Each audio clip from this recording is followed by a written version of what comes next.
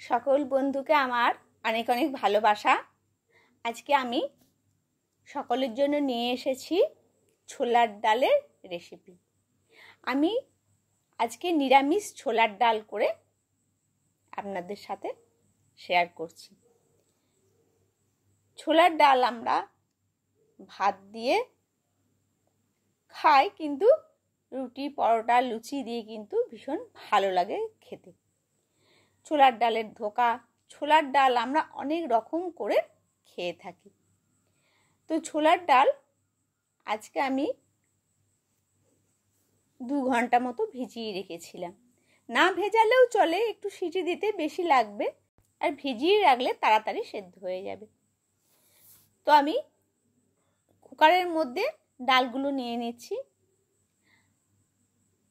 নরম ডাল হয়ে গেছে, ভেজানো ছিল, ওই জন্য খুব বেশি জল কিন্তু আমি দেব না। এবার একটু নুন আর একটু হলুদ দিয়ে আমি ডালটাকে সেদ্ধ করে নেব।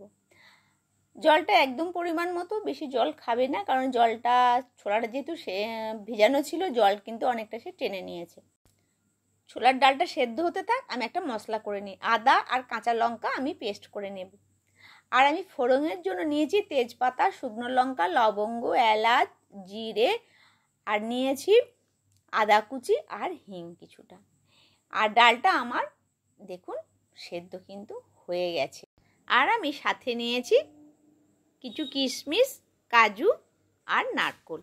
এটাকে আমি লাস্টে দেব বলে নিয়েছি।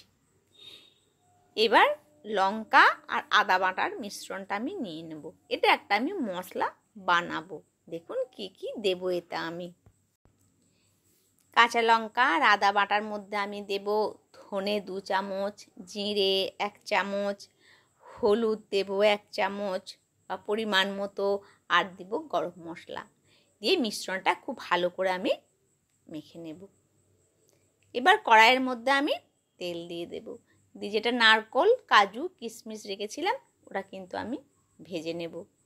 হালকা করে ভাজবো এইভাবে, হালকা করে আমি। আর এটা আমি ঘিয়ে আপনারা ভাজতে পারেন, আমি ঘি দিইনি, এটা আমি সাদা তেল দিয়েছি। এ দেখুন এটা আমার মোটামুটি হয়ে গেছে।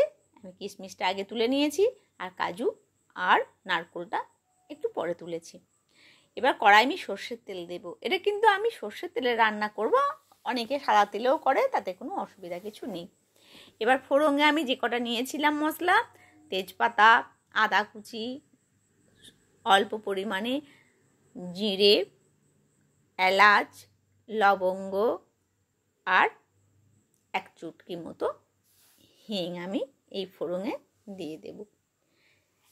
খুব সুন্দর একটা গন্ধ আসবে, তখন জানা যাবে যে এটা মশলাটা কিন্তু আমার হয়ে গেছে। 1 চুটকি হিঙেও খুব সুন্দর গন্ধ দেয়। যে মশলাটা আমি করে রেখেছি ধনে জিরে, সেই মশলাটা আমি এবার দিয়ে দিলাম। এবার খুব ভালো করে কিন্তু এটাকে আমি, কারণ আদাটা আছে, বাকি তো সব গুঁড়ো মশলা, আদাটা একটু কাঁচা গন্ধটা ছাড়িয়ে নিলেই হবে। ব্যাস হয়ে গেছে আমার মশলাটা। এবার আমি দিয়ে দেব ছোলাটা। ছোলাটা দিয়ে খুব ভালো করে কিন্তু আমি মিশিয়ে নেব। আর জলটা কিন্তু পরিমাণ মতো দেবেন, কারণ ছোলার ডালে কিন্তু আবার জল টেনে নেয়, ওই জন্য একটু, খুব বেশি না কিন্তু একটু জল দিতে হবে। আমারটা শুকনো শুকনো হয়ে আছে, আমি যে বাটি ধোয়া মশলার জলটা আমি কিন্তু এতে দিয়ে দেব। এইভাবে ঘরোয়াভাবে রান্না করলে ভীষণ লাগে সুন্দর খেতে। আর নিরামিষি ছোলার ডালটা বেশিরভাগ নিরামিষই খেতে খুব ভালো লাগে। ব্যাস এইভাবে অল্প পরিমাণ জল দিয়ে ওটাকে একটু ফুটতে দিয়ে দেব। ফুটে গেলে একটু নুন দিয়ে দেব। নুনটা দেখলাম আমার কম আছে, নুনটা কিন্তু অবশ্যই আপনারা চেক করে দেবেন। নুন দিয়ে সেদ্ধ করা হয়েছে, তারপর অল্প পরিমাণে নুন দিলাম। কাঁচা লঙ্কা 2টো চিড়ে দিয়ে দিলাম, গন্ধ আসবে খুব সুন্দর। এবার ডালটা কিন্তু আমার ঘন হয়ে গেছে। এর পরে কিন্তু আর বেশি জল আমি কম করব না। এবার আমি ওপর থেকে দিয়ে দেব যে ভেজে রেখেছিলাম কাজু, কিশমিশ আর নারকেল, সেটা কিন্তু আমি এবার দিয়ে দিলাম।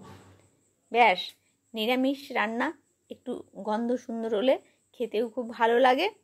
লুচি, পরোটা, রুটির সাথে খেতে ভীষণ ভালো লাগে। আমার কিন্তু এইটা জলটাও কম হয়ে গেছে, আমার কিন্তু বন্ধ আমি এবার করে দিয়েছি। এবার ওপর থেকে একটু ঘি দিয়ে দিলাম, ব্যাস এবার ঢাকা দিয়ে দিলাম। ঢাকনা খুললাম 5 মিনিট পরে। এবার আমি বাটির মধ্যে সার্ভ করে দিলাম। ভালো থাকবেন, সুস্থ থাকবেন। দেখা হবে আবার নতুন কোনো রেসিপি নিয়ে আপনাদের সাথে।